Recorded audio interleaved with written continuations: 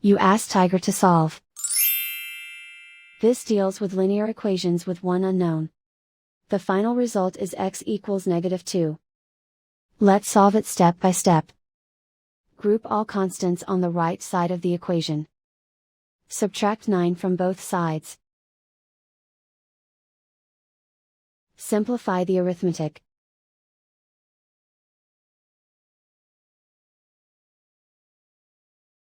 Isolate the x. Divide both sides by -6. Cancel out the negatives. Simplify the fraction. Move the negative sign from the denominator to the numerator. Find the greatest common factor of the numerator and denominator. Factor out and cancel the greatest common factor. And so the final result is x equals -2.